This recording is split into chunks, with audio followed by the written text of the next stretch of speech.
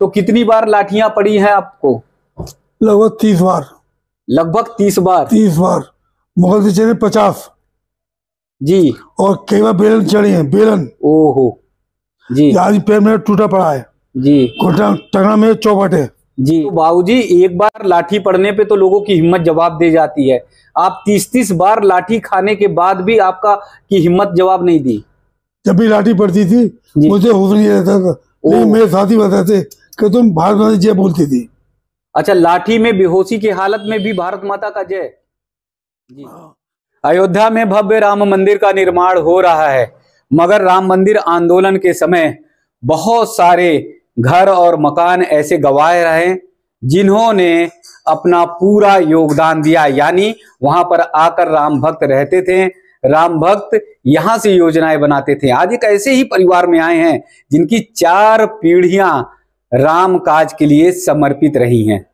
संवाद टीवी राम भक्त वंदन कार्यक्रम में देश के ऐसे राम भक्तों तक पहुंचने की कोशिश कर रहा है जिन्होंने राम मंदिर आंदोलन में बहुत बड़ी भूमिका निभाई, जिन्होंने अपना सब कुछ न्यौछावर कर दिया, यानी अपना जीवन तक न्यौछावर करने का पूरा प्रयास किया। हम जिस मकान में आए हुए हैं, यहाँ की एक एक ईंट ये समझिए राम भक्ति से पूरी तरह से लबरेज है, राम भक्ति में पूरी तरह से डूबी हुई है। आज एक ऐसे राम भक्त का दर्शन कराने जा रहे हैं जिनकी 4 पीढ़ियां राम भक्ति के लिए, यानी राम भक्ति आंदोलन में, राम मंदिर आंदोलन में पूरी तरह से समर्पित रही। लाठियां टूट गई, पुलिस का उत्पीड़न वो पसीने दे गया, लेकिन उनका हौसला कभी कम नहीं हुआ, वो कभी हारे नहीं और राम भक्ति के लिए अपना पूरा पूरा जीवन समर्पित कर दिए।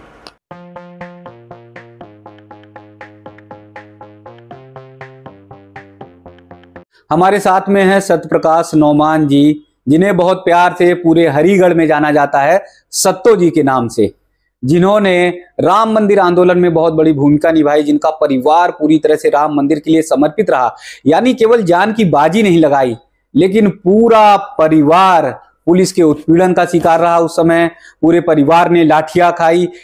आश्चर्य की बात है कि इस परिवार के पुरुष तो जेल में थी, माताएं बहनें भी जेल जाने से घबराया नहीं करती थी, वो भी जेल में जाती थी और सबका केवल एक ही लक्ष्य था कि राम काज कीन बिना मोह कहां विश्राम, यानी राम काज के लिए सब कुछ समर्पित हो जाए, लेकिन कोई चिंता नहीं। तो ऐसे सत्यप्रकाश नौमान जी का राम भक्त का बहुत बहुत वंदन, बहुत बहुत स्वागत है, बहुत बहुत प्रणाम है जी। राम मंदिर आंदोलन में आपके परिवार से कितने सदस्य शामिल हुए थे? कौन कौन जेल गए थे, राम मंदिर कार सेवा के लिए अयोध्या गए थे? मेरे पिताजी के नम्मान जी, मैं जी, मेरी बेटी पल्लवी नम्मान जी, और मेरा छोटा बेटा अमित नम्मान जी, जी बंद हुए थे। जी। राम मंदिर आंदोलन में बाबूजी परिवार के कितने सदस्य शामिल थे? कौन कार सेवा करता था, कुछ लोग घर से काम करते थे, तो किस तरह से पूरा परिवार शामिल था? लगभग सारा परिवार शामिल था जी।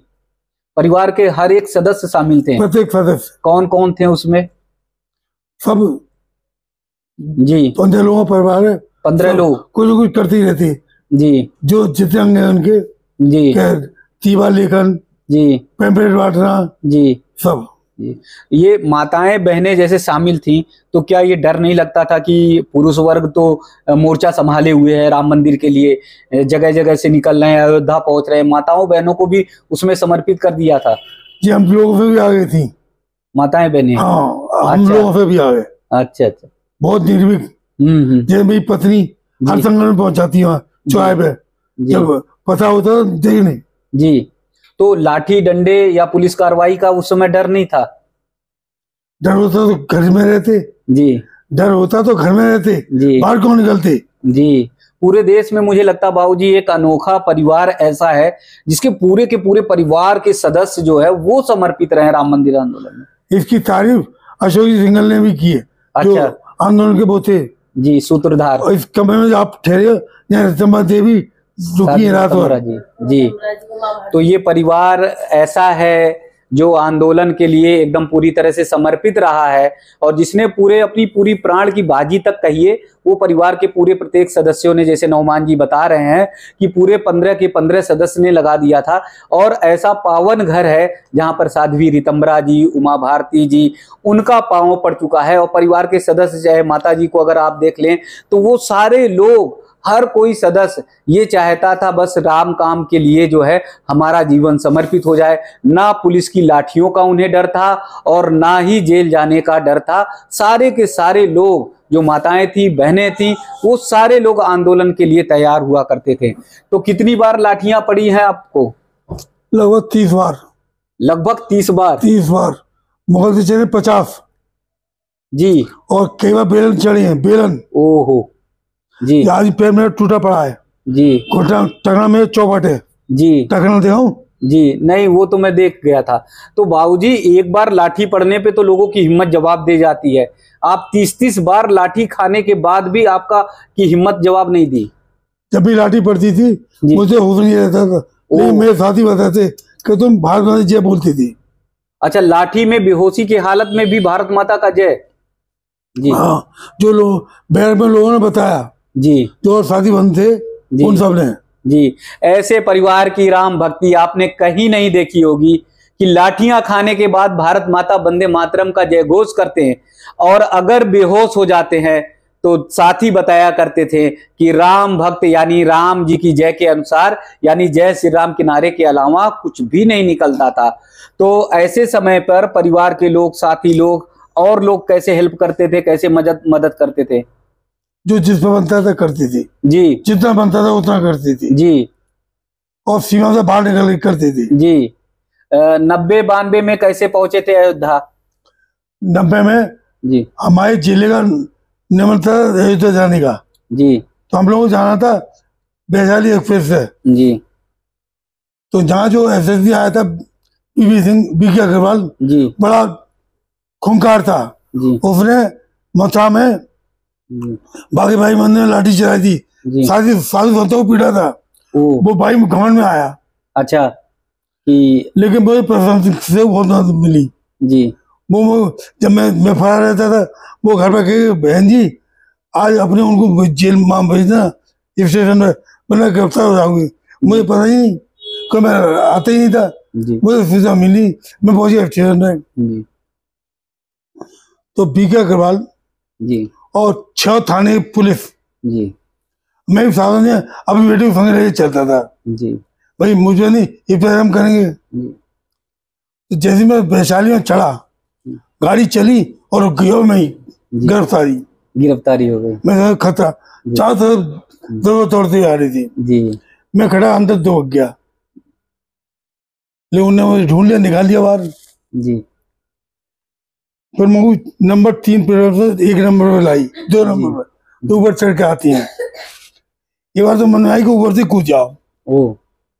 जिसमें भी एटीट्यूड है, जेल लेंगे अस्पताल, मौका पा के भाग जाएंगे। लेकिन एक खतरा था, जब तक बिजली लाइन पड़ गई थी, मेरे सामने आई हुई है, कोई एक कार्यकर्ता बिजली की चपेट आके मर गया, तो मैं कैसे कर दी। अब जब मैं सीधा वाली गेट के बाहर निकला तो बीके अग्रवाल सामने खड़ा था जी। मैं उसका गलेबान पकड़ लिया। मैं तूने बड़ा अत्याचार किया है। अच्छा, राम भक्तों पर। मैं उसकी मुक्का ही मुक्का मारा, बुके यहाँ पे छोड़, मैं को दाब लिया रावण को। अच्छा। मेरी बेटी दूर खड़ी थी जी, मैं देखा जो रो रही थी, जब मुझे लटक पड़े चारों तरफ से। ओहो, दाई मुझे लेगी गाड़ी में जी। उसी समय दुर्गावानी की लड़कियां जिन्हें मैं जानता हूँ जी, वो कूद के आ गई।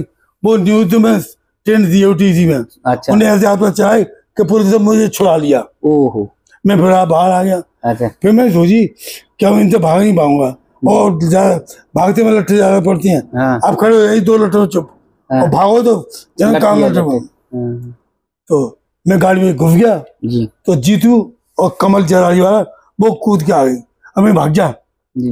मेरे संग मत चल, मैं तू सामने पड़ेगा, ये माने नहीं। और जेल में थे वहां टाटा सेल, बड़ी घटिया सेल है जी। ना खाने का पता, ना पीने का।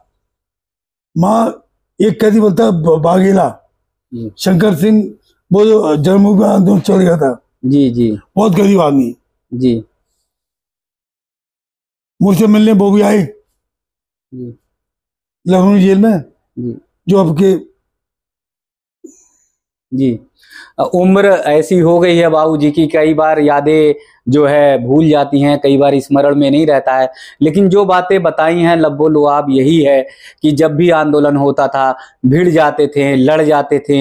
एक बार जैसे बताया कि एक पुलिस अधिकारी को अपनी कांख में दबा लिया, जिस तरह से बाली ने रावण को दबाया था, और उसकी गर्दन जो है उन अधिकारी की इतनी तेज दबने लगी, इन्होंने सत्तो नौमान जी से बार बार आग्रह किया कि छोड़ दे मेरे प्राण निकल जाएंगे, तो बमुश्किल जो है छोड़ा। उसके बाद निश्चित तौर पे ये इन्हें पता था कि लाठियां बरसेंगी और जबरदस्त लाठियां बरसेंगी। पुलिस ने पकड़ लिया, लाठियां बरसने लगी, और तभी ये बताया जाता है कि बहुत सारी नियुद्ध की बहनें थी, दुर्गा वाहिनी की बहनें थी, उन लोगों ने इन्हें छुड़ाया, और छुड़ाने के बाद ये जाते चाहते भाग जाते, लेकिन फिर भी खड़े रहे, और खड़े रहने के बाद जो है फिर पुलिस ने गिरफ्तार किया।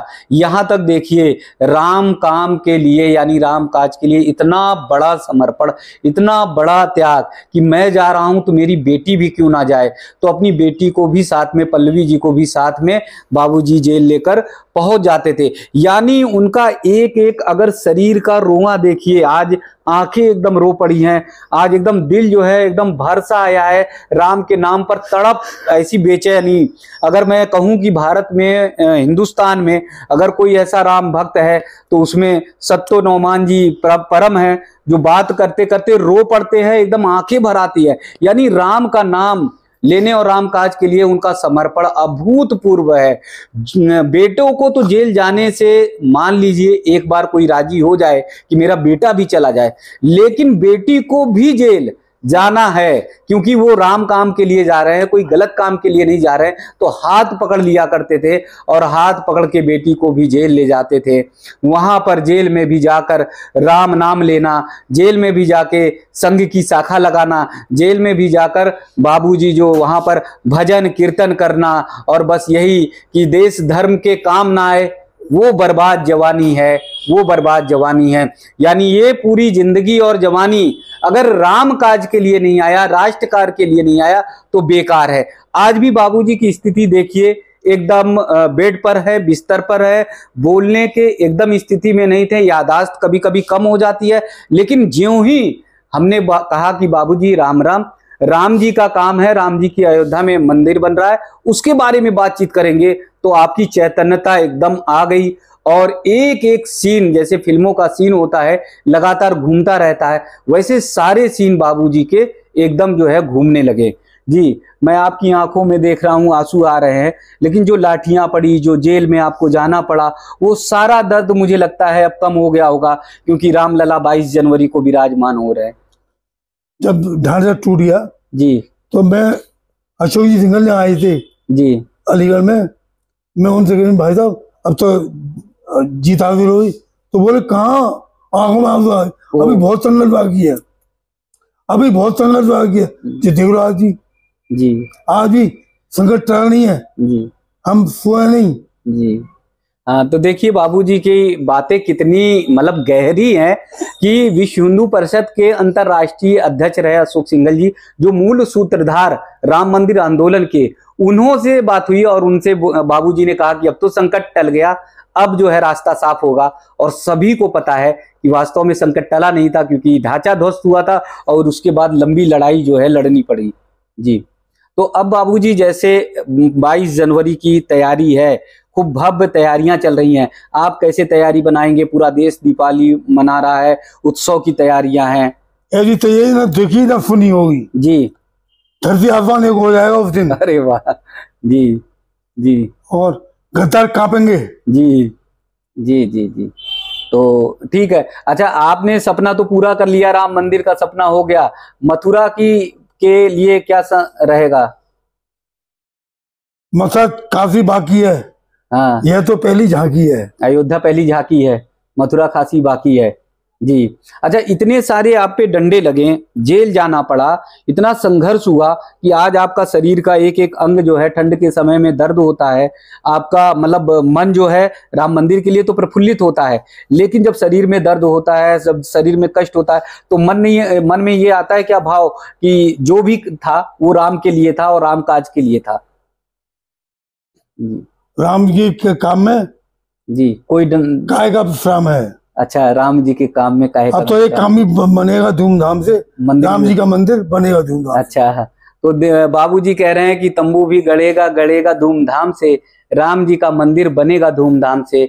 तो बाबूजी ये गीत गाया करते थे 90 के दशक में, जब पूरा हरिगढ़ गूंज जाता था, गली गली मोहल्ले मोहल्ले सब जाया करते थे और वही सब गाते थे कि मंदिर भी बनेगा तो बनेगा धूमधाम से, तंबू भी गड़ेगा तो गड़ेगा धूमधाम जी से, और राम जी का काम है काहे का विश्राम है। तो इन्होंने कभी विश्राम नहीं लिया, राम जी के काज के लिए तो पूरा जीवन ही समर्पित कर दिया। यानी जीवन का एक एक पल, एक एक श्वास अगर कहा जाए तो सत्तो जी का वो राम के नाम पर ही समर्पित है, राम जी के लिए है। और आज चाहे 30 बार पुलिस की लाठियां खाई हो, चाहे कई बार जो है जेल गए हों, लेकिन हिम्मत नहीं हारते। आज भी महाराणा सांगा की तरह जो है ये एकदम चैतन्य है। आपके अंदर मैं देखता हूं महाराणा सांगा की तरह। मुझे देखकर अपने कहते थे 80 घाव लगे थे तन में, फिर भी व्यथा नहीं थी मन में, वही कहते सांगा आ गई जी, सांगा आ गई सांगा जी। देखिए, राणा सांगा की याद दिला दी और बाबूजी कह रहे हैं कि इनको देखकर कार्यकर्ता कहते थे कि 80 घाव लगे थे तन में तब भी व्यथा नहीं थी मन में, 80 घाव लगे थे तन में तब भी व्यथा नहीं थी मन में। राणा चिल्लाता था रण में और घर में दुश्मन दहल जाता था रण में। यानी जब घायल हो गए थे राणा सांगा तो घर में थे, राजमहल में थे, और अगर एक बार शेर की तरह आवाज गरज देते थे तो दुश्मन रण में भी दहल जाता था। वही हाल सत्तो जी का रहा। सत्तो जी जब भी खड़े हो जाते थे तो पूरे हरिगढ़ के लोगों को बल मिलता था, साहस मिलता था जी। जब कभी संघर्ष होता था, संघर्ष के समय में आपको याद किया जाता था, बाबूजी के नौमान जी को याद किया जाता, अब भी याद करते हैं। जब भी कोई लड़की मूल्य भगा ले जाते हैं, अब भी अच्छा कि आप अगर हो भैया तो... मैं भैया जी, अब तो छोड़ो पीछा जी जी, मैं लाचार हूँ जी। लेकिन आपका जो मन है, वो आपका साहस है, अंतरात्मा है, वो मुझे लगता है कि आपकी बहुत मजबूत है, तभी इतनी उम्र में आप बोल रहे हैं। बाबूजी का पैर जो है वो बेकार हो चुका है और चलना फिरना भी एकदम बंद है, और 2 मिनट में कब कहां पर किस समय तबीयत स्वास्थ्य खराब हो जाए वैसी भी स्थिति बनी रहती है। तो इसलिए अब बाबूजी थोड़ा सा विश्राम में हैं। लेकिन अगर राम का नाम ले लीजिए, अगर हिंदुत्व का नाम ले लीजिए, सनातन का नाम ले लीजिए, तो एकदम से जाग जाते हैं। मंदिर बन रहा है, मोदी जी का बहुत बड़ा योगदान है, योगी जी का योगदान है, उनके लिए क्या कहेंगे? कि मोदी जी तो पुरुष बन के आए हैं जी, लेकिन हम लोग समझे जब जी, उन्होंने कहा था न खाऊंगा न खाने दूंगा, लेकिन अपने कुछ लोग लोकल नेता बाज नहीं आ रही। जी जी जी, योगी जी आपके तो बहुत करीब रहे हैं, बहुत निकट, और बातचीत भी आप, उनको पता भी नहीं कि भाई हाथ क्या है। नहीं आते यहीं आते जी जी। जब वो एटा आए तो मैं वहां गया जी, बरेली आए तो मैं वहां गया जी, मेरा व्यक्तिगत परिचय था उनसे जी। तो बाबूजी ये बता रहे हैं कि मोदी जी जैसे युग पुरुष हैं और योगी जी को हनुमान जी बता रहे हैं, और जिस तरह की स्थिति है अगर योगी जी को पता चले तो जरूर कुशल क्षेम पूछेंगे, हालचाल लेंगे, क्योंकि जानते हैं कि पूरा का पूरा परिवार के नौमान जी से लेकर सत्यो नौमान जी और पूरा परिवार जो है वो राम मंदिर के लिए, राष्ट्र के लिए समर्पित था। राम भक्त वंदन कार्यक्रम में अब तक की जो स्टोरी हमने दिखाई है, जो बातचीत की है, मुझे लगता है कि ये स्टोरी आप सबको भावुक करने वाली होगी, आप सबके मन को, आपके हृदय को द्रवित करने वाली होगी, क्योंकि पूरा का पूरा परिवार राम भक्ति के लिए, राम जी के मंदिर के लिए समर्पित था। बाबूजी आज भी बिस्तर पर हैं, लेकिन ये कह रहे हैं सत्तो नौमान जी कि अब 22 जनवरी को ऐसी दिवाली मनाएंगे, ऐसी दिवाली मनाएंगे कि पूरा देश देखता रह जाएगा। तो इन्हीं राम भक्तों के त्याग, समर्पण, बलिदान से ये राम मंदिर बना है, जिनका त्याग और बलिदान छिपा है।